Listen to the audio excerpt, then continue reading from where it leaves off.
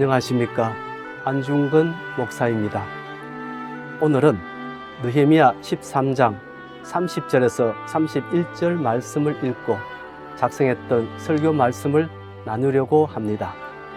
제목은 나를 기억하옵소서입니다. 먼저 본문을 읽어드리겠습니다. 내가 이와 같이 그들에게 이방 사람을 떠나게 하여 그들을 깨끗하게 하고 또 제사장과 레위 사람의 반열을 세워 각각 자기의 일을 맡게 하고 또 정한 기한에 나무와 처음 익은 것을 드리게 하여 사오니 내 하나님이여 나를 기억하사 복을 주옵소서. 오늘 본문 말씀은 구약성경 느헤미야서의 마지막 장에 있는 말씀입니다. 느헤미야서는 느헤미야가 페르시아 총독이 되어 유다와 예루살렘에 와서 그 지역을 다스릴 때 하나님의 말씀인 율법대로 백성을 다스렸던 일과 유대교 신앙을 회복시키기 위해 수고했던 일을 기록해 놓은 책이라 할 수 있습니다. 느헤미야가 그렇게 했던 이유는 비록 자신이 페르시아 총독으로 와서 유다와 예루살렘을 다스렸지만 그 역시 바벨론 시대에 포로로 끌려갔던 유다인이었고 여호와 하나님에 대한 신앙이 돈독한 사람이었기 때문입니다. 그래서 느헤미야는 하나님과 유다 백성을 위해 행했던 자신의 행적을 기록하면서 하나님께서 자신이 행한 일, 즉 자신의 공로를 기억하시고 자신에게 복과 은혜를 베풀어 달라는 기도를 여러 차례 하고 있습니다. 느헤미야 5장 19절 말씀입니다. 내 하나님이여 내가 이 백성을 위하여 행한 모든 일을 기억하사 내게 은혜를 베푸시옵소서. 여기서 말하는 이 백성을 위하여 행한 모든 일이란 크게 두 가지입니다.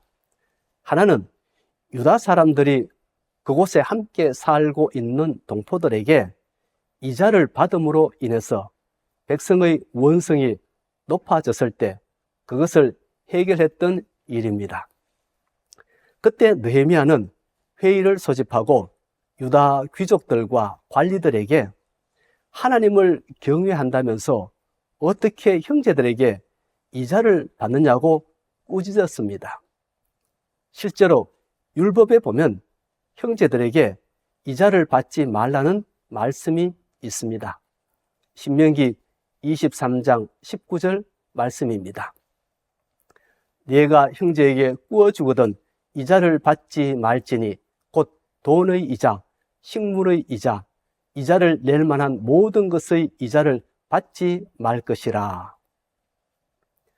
느헤미야가 비록 페르시아의 총독으로 와서 유다 땅을 다스렸지만 페르시아의 법이 아니라 하나님의 말씀인 율법으로 이자 문제를 해결했습니다.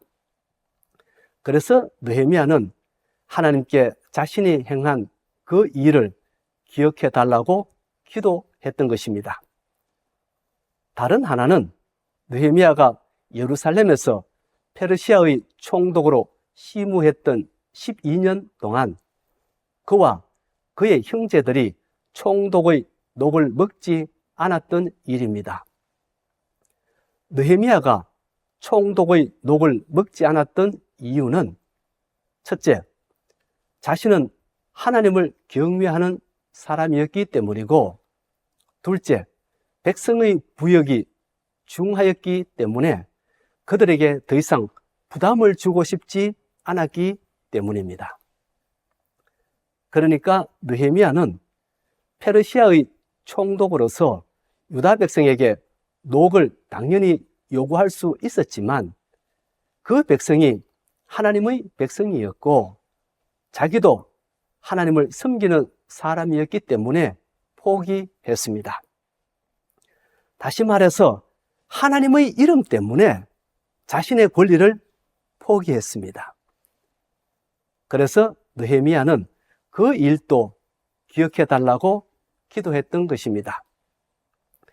한 군데 더 보겠습니다. 느헤미야서 13장 14절 말씀입니다. 내 하나님이여, 이 일로 말미암아 나를 기억하옵소서.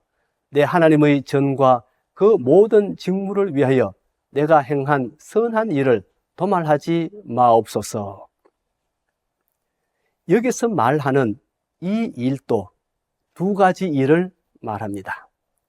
하나는 성전 뜰에 있던 도비아의 방을 철거하고 그 방을 원래의 용도대로 성전 제사에 사용되는 성물들을 저장하는 장소로 회복시켰던 일을 말하고, 다른 하나는 생활비를 받지 못해 떠난 레위 사람들을 다시 불러 성전을 돌보게 했던 일을 말합니다. 이 두 가지 일은 신앙적으로 매우 중요한 일이었습니다. 왜냐하면 성전 뜰에다 자기 방을 만들었던 도비아는 성전에 들어가서는 안 되는 이방인, 즉 암몬 사람이었기 때문입니다. 신명기 23장 3절 말씀에 의하면 암몬 사람과 모압 사람은 여호와의 총회에 들어오지 못한다고 되어 있습니다. 그런데 암몬 사람이었던 도비아가 하나님의 집인 성전에 자기 방을 만들어 놓고 출입했다고 하는 것은 하나님의 말씀을 조롱하는 것이나 다를 바 없었습니다. 그뿐만 아니라 도비아는 유다 백성이 바벨론 포로에서 돌아와 예루살렘 성벽을 재건할 때 노골적으로 방해했던 사람이었습니다. 그런 도비아가 성전에다 자기 방을 만들어 놓고 출입했다고 하는 것은 신앙적으로나 정서적으로나 도저히 받아들일 수 없는 일이었습니다. 그럼에도 불구하고 유다 백성은 도비아를 몰아낼 힘이 없었습니다.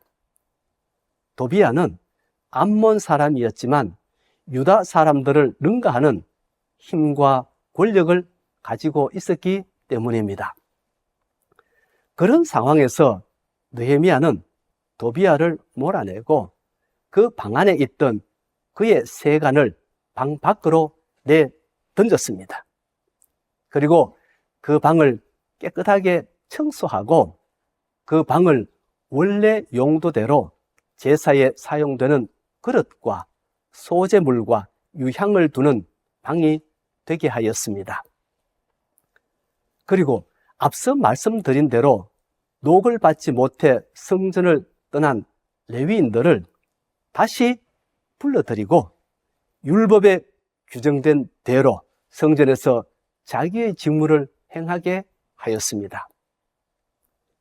그 외에도 느헤미야는 안식일에 장사하지 못하게 함으로써 안식일을 거룩하게 지키도록 했고, 이방 여인들과 결혼하지 못하게 함으로써 민족의 정체성이 훼손되는 것을 막았고, 온전한 11조를 드리게 함으로써 율법에 합당한 신앙을 유지하도록 하였습니다. 이와 같이 느헤미야는 유다와 예루살렘 총독으로 있으면서 페르시아의 법이 아니라 율법에 따라 유다인들의 신앙을 바로 세우기 위해 힘썼습니다. 구약적 관점에서 보면 느헤미야가 행한 이러한 일들은 하나님으로부터 칭찬받을 만한 일이었고 인정받을 만한 일이었습니다. 그리고 자신이 행한 공로를 기억해 달라는 느헤미야의 기도는 정당하다고 볼 수 있습니다. 그런데 신약 성경에 보면 느헤미야 못지않게 하나님께 충성했던 사람이 또 한 명 있음을 볼 수 있습니다. 사도 바울입니다.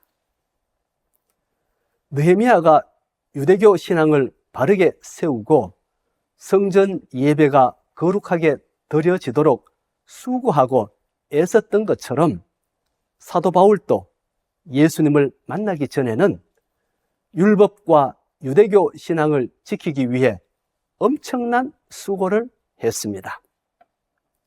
예를 들어볼까요? 사도행전에 의하면 유대인들이 스데반을 성 밖으로 끌고 나가서 돌로 쳐 죽일 때 증인들이 자기들의 옷을 벗어 사울 앞에 던졌다고 합니다.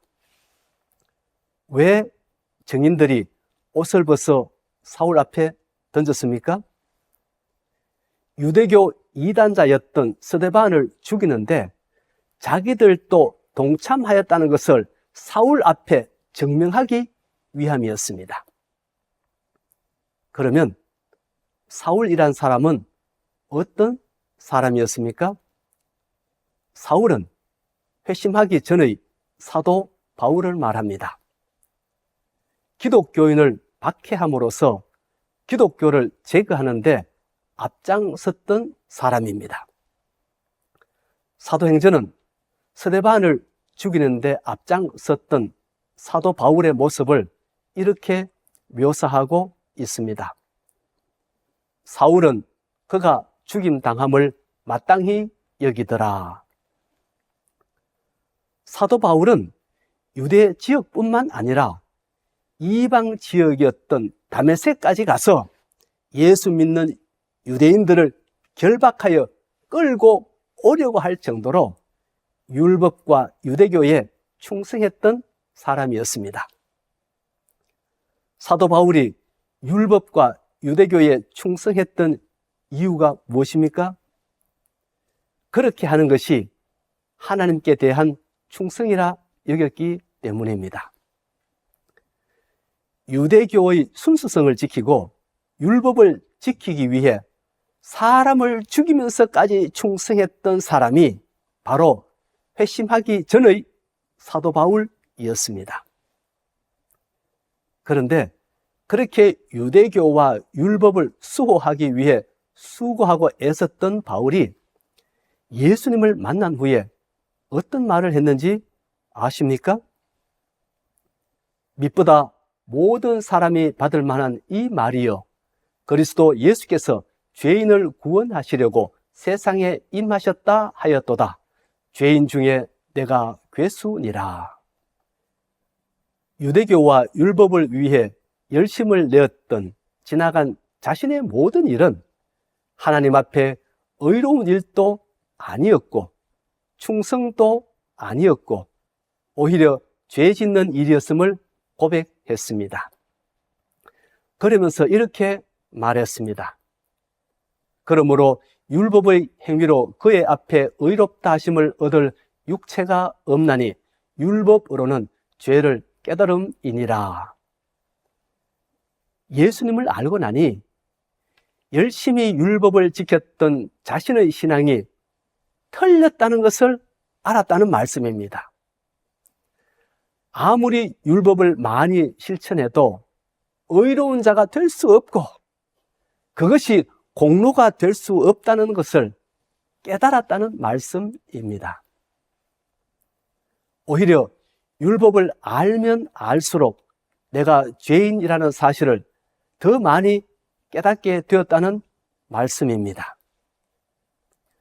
느헤미야와 너무 다른 말을 했습니다. 어떻게 된 일일까요? 여러분들도 읽어보시면 아시겠지만 구약의 율법은 인간의 타락과 원죄에 대해 침묵합니다.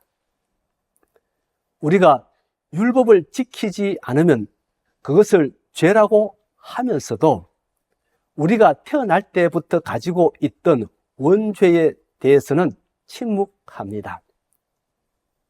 우리가 율법을 지키지 않은 죄에 대해서는 제사를 통해 죄사함을 받아야 한다고 강조하면서도 타락한 우리의 본성과 마귀 사탄의 유혹으로 인해 저지른 죄에 대해서는 침묵합니다.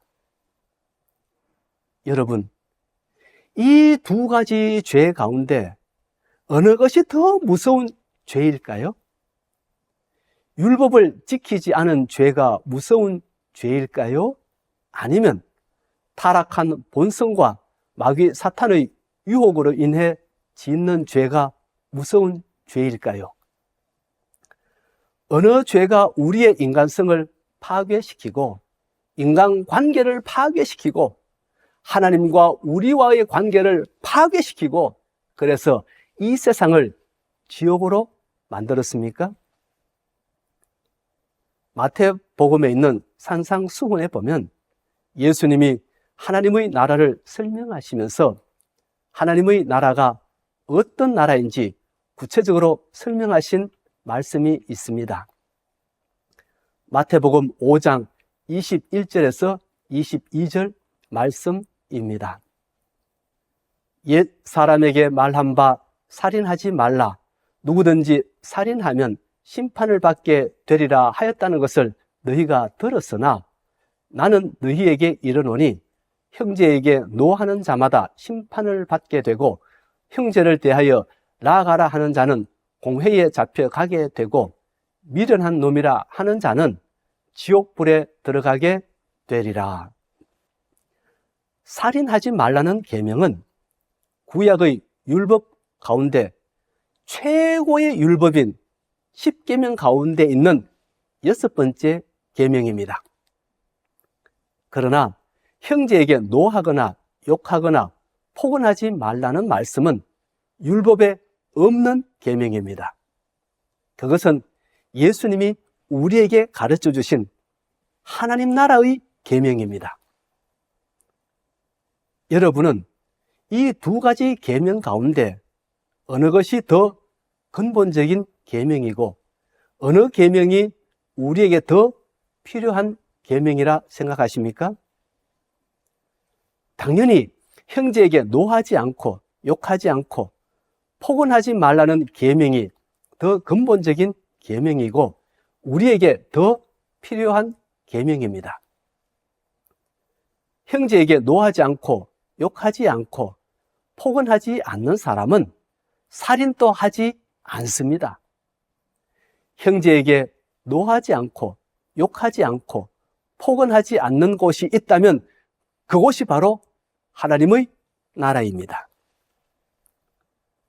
간음하지 말라는 말씀도 마찬가지입니다. 마태복음 5장 27절에서 28절 말씀입니다. 또 간음하지 말라 하였다는 것을 너희가 들었으나 나는 너희에게 이르노니 음욕을 품고 여자를 보는 자마다 마음에 이미 간음하였느니라. 간음하지 말라는 말씀도 10계명 가운데 있는 7번째 계명입니다. 그러나 여자를 보고 음욕을 품는 것 자체가 이미 간음한 것이나 마찬가지라는 말씀은 예수님이 우리에게 가르쳐 주신 하나님 나라의 계명입니다. 여러분은 이 두 가지 계명 가운데 어느 것이 더 근본적인 계명이고 어느 것이 더 우리에게 필요한 계명이라 생각하십니까? 어느 계명을 지킬 때 이 세상이 하나님의 나라가 될 것 같습니까? 당연히 여자를 보고 음욕을 품지 않을 때 이 세상은 하나님의 나라가 됩니다. 그런 곳에는 간음이나 성범죄가 있을 수 없습니다. 모든 사람이 마음 놓고 편안하게 살아갈 수 있는 천국이 됩니다. 그런데 문제는 예수님이 가르쳐 주신 하나님 나라의 계명들은 우리가 지키기 매우 힘든 계명들이라는 점입니다. 준수하기 힘든 정도가 아니라 준수하기가 거의 불가능한 계명들입니다. 율법이 가르쳐 주는 계명은 우리가 지킬 수 있습니다. 속으로는 형제들에게 갖가지 욕을 하고 마음 속으로는 온갖 음욕을 다 품으면서도 겉으로는 살인하지 않고 음행하지 않으면 됩니다. 그래서 율법적으로 보면 의인이 있을 수 있습니다. 자신의 의를 자랑할 수도 있고 하나님께 자신의 의를 기억해달라고 요청할 수도 있습니다. 그러나 예수님이 가르쳐 주신 하나님 나라의 계명은 우리가 도저히 지킬 수 없는 계명입니다.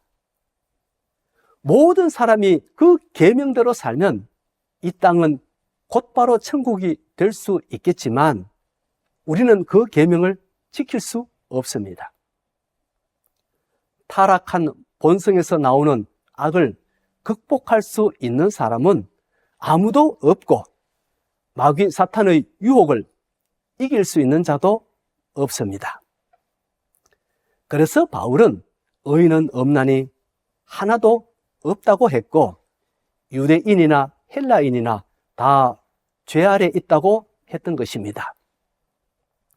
그리고 그런 죄 많은 우리가 의롭게 될 수 있는 길이 있다면 오직 하나, 우리 대신 죄값을 치르신 예수님을 구주로 믿는 길밖에 없다고 했던 것입니다. 로마서 3장 28절 말씀입니다. 그러므로 사람이 의롭다 하심을 얻는 것은 율법의 행위에 있지 않고 믿음으로 되는 줄 우리가 인정하노라. 예수님을 통해 천국 복음을 듣고 천국이 어떤 곳인지, 죄가 무엇인지, 인간이 얼마나 타락한 존재인지를 알게 되면 감히 자기 의를 자랑할 수도 없고 자기 공로를 기억해달라고 말할 수도 없습니다.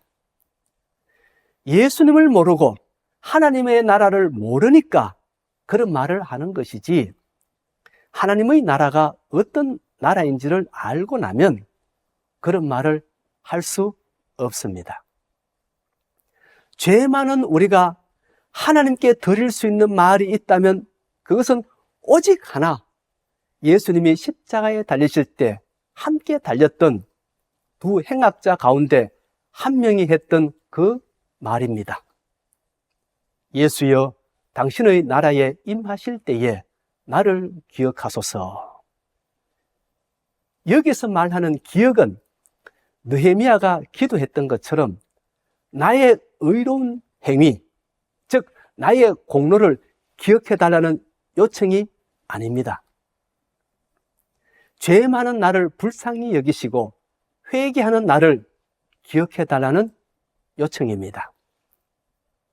사랑하는 성도 여러분, 사도 바울은 예수님의 말씀에 순종하여 이방인의 사도가 되었습니다.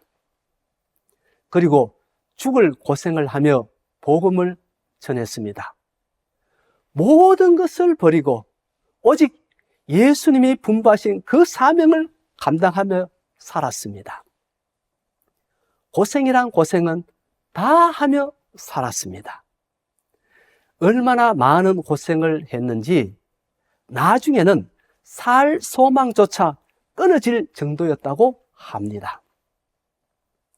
그럼에도 불구하고 사도 바울은 느헤미야처럼 자신의 의로움과 자신의 공로를 기억해 달라고 기도하지 않았습니다. 오히려 자신이 그렇게 할 수 있었던 것은 하나님의 은혜 때문이었다고 고백했습니다. 고린도전서 15장 10절 후반절 말씀입니다. 내가 모든 사도보다 더 많이 수고하였으나 내가 한 것이 아니요 오직 나와 함께 하신 하나님의 은혜로라. 예수님이 전해주신 복음을 통해 천국을 알고 우리가 얼마나 흉악한 죄인인지 알고 나면 감히 하나님께 내가 행한 일을 기억하여 주소서, 그런 기도를 못합니다. 우리가 할 수 있는 기도는 예수여, 당신의 나라에 임하실 때에 나를 기억하소서, 그 기도뿐입니다. 오늘은 여기까지 하겠습니다. 제가 잠깐 기도하고 마치겠습니다. 하나님 아버지, 감사합니다. 우리는 우리 자신이 주님께 충성했던 일들을 자신의 공로로 여기고 주님 앞에 기억해 달라는 느헤미야의 기도처럼 우리도 그렇게 기도할 때가 많습니다. 하오나 다시금 사도 바울의 말씀을 통하여 주님, 우리가 여기까지 온 것은 주님의 은혜였음을 고백하는 저희들이 될 수 있도록 도와주시옵소서. 그리하여 우리가 우리의 공로를 주장하는 주의 성도들 되지 않게 하시고 하나님의 은혜에 감사하는 성도들 될 수 있도록 도와주시옵소서. 예수님 이름으로 기도하옵나이다. 아멘.